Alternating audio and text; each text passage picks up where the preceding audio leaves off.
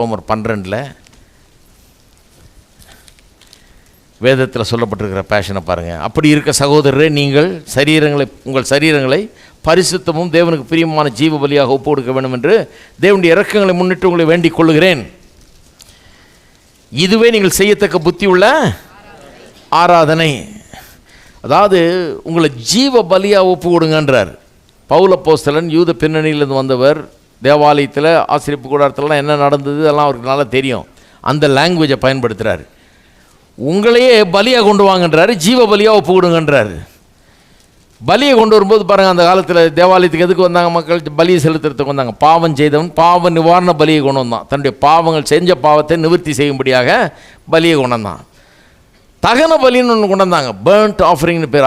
அது என்னத்துக்கு? அது வித்தியாசமான ஒரு நோக்கம். ஒரு பழுதற்ற ஒரு ஆட்டை கொண்டு வருவான், கொண்டு வந்து அதை எரித்து சாம்பலாக்குவான்.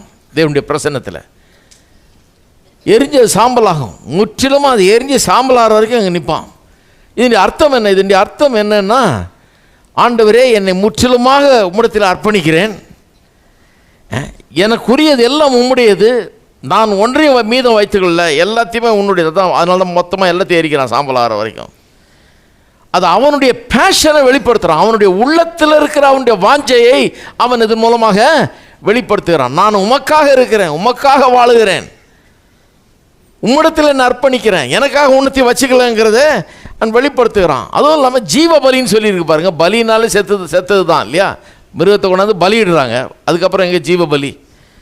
பலினா செத்தது. ஆனால் இவர் சொல்கிறார், வேணுன்னு எப்படி சொல்கிறாராம், ஜீவ பலியாக. அப்படின்னா ஒரு உழுக்கிறார் ஜனங்களை. யார் வாசிக்க போகிறாங்களோ அவங்களுக்கு ஒரு உழுக்கலாக இது இருக்கும். ஏன்னா பலினா என்னன்னு தெரியும் அவனுக்கு. ஜீவ பலினா எப்படி? எல்லாமே செத்தது தானே பலி. ஜீவ பலினா எப்படி? ஜீவ பலினா என்னென்னா, நீ சாக வேணாம், ஆனால் ஒவ்வொரு நாளும் வேறொரு விதத்திலே நீ சாக வேண்டும்.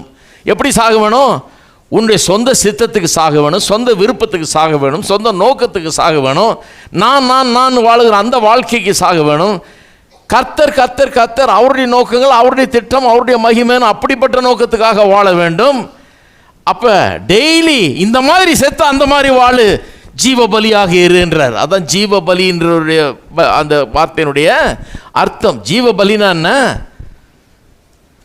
தான் தன்னலம் ஆண்டு கொண்டிருந்ததே, அந்த தன்னலத்துக்கு செத்து தேவனுடைய நோக்கம், தேவனுடைய திட்டம், தேவனுடைய தீர்மானம், அவருடைய விருப்பம் அப்படின்னு அதை எடுத்துக்கிட்டு அது நிறைவேறணும்னு சொல்லி தன்னை அர்ப்பணிக்கிறது இருக்கு பாருங்கள். அதுதான் ஜீவ பலி. அப்படி வாழுங்கன்றார். இது இருக்கணும்.